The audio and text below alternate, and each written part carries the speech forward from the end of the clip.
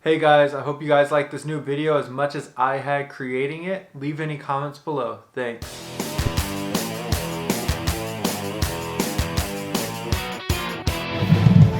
Welcome back to the vlog. I hope y'all have a good one. What does it mean to learn? Dictionary.com says learning is the act or process of acquiring knowledge or skill. And knowledge is acquaintance with facts, truths, or principles. In this video, I'm not talking about the rudimentary meaning of the word learn. I'm speaking about the reasons and the purpose behind learning concepts. I think it's easy to come out and say that learning is memorizing information.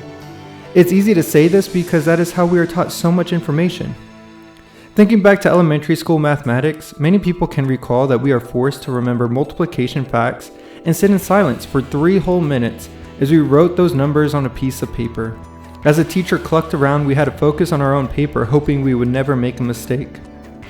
This is not learning. It might be important to recall facts from time to time, but learning is something that is ingrained in us, becomes a part of our soul, a truth that is deeper than fact. Learning is about understanding our world. Your intelligence is not about the grades you earn in your classes.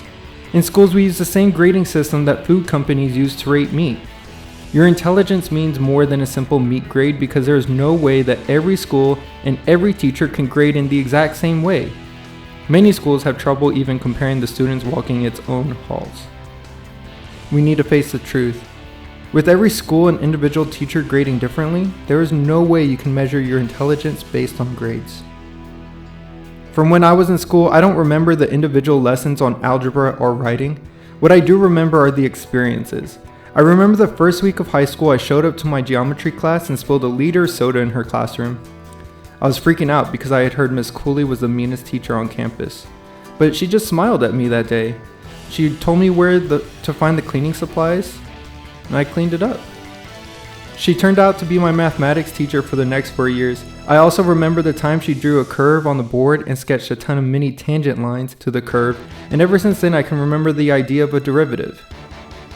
In Coach Lowey's classroom, I remember a full-on discussion of the PSAT, but he kept calling it Passat, like the car. I also remember how I could bring up my tests to him whenever we had them, and he would check it and give it back. It always made me try harder knowing I had a second chance. The other thing he would do would be to barge into the rate room and yell, "What are you doing?" because we were all just sitting around. Honestly, I think we all chatted more than we lifted, but it's still an experience that I cherish with him.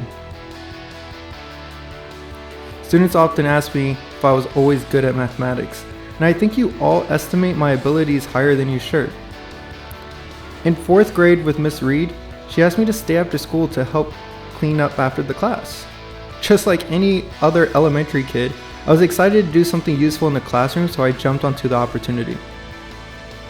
Coincidentally, she also set me down and moved me ahead in mathematics. Sometimes I feel like she tricked me. Other times, she would even ask me to teach the class what I had learned. It always boosted my confidence to know that I was able to grasp something others couldn't. And ever since then, I always hated to be the guy who was left behind. Unfortunately, I also had bad experience when it came to my learning. In 5th grade mathematics, whenever we had the chance, we could do an online program to work on our skills. I was the furthest ahead than anybody, and I wanted to finish the entire program. Sadly, as I neared the end, the teacher said I had to help the others do their work instead of completing the program. I didn't finish the program that year, but the next year a student did. She gave him an award for doing so, and I feel as if I had been cheated that time. In 7th grade, I had a choice to move up to 8th grade mathematics or stay in 7th grade maths. I said that I wanted to skip even further ahead to algebra because I felt like I could handle it. I was told that I wouldn't be able to handle it, and so I decided that I would stay in 7th grade maths instead. I got into so much trouble due to boredom that eventually I was kicked out of that class and moved to 8th grade maths, where the same exact thing occurred. In 11th grade English, I can remember always being upset about how my papers were never graded on their content and always graded on if the teacher agreed with my viewpoint. If she did not agree with my thoughts, it was always a reduction in grade. I didn't learn how to be a comfortable writer until great teachers in college. What I've learned the most in our lives is that we can always recall the experiences. That is where the learning takes place. There are so many positive experiences I have that I can recall my wife teaching me how to use commas, enhance my thoughts while writing, and support my ideas with evidence. I recall my parents asking my brothers and I quick arithmetic questions based off of license plates.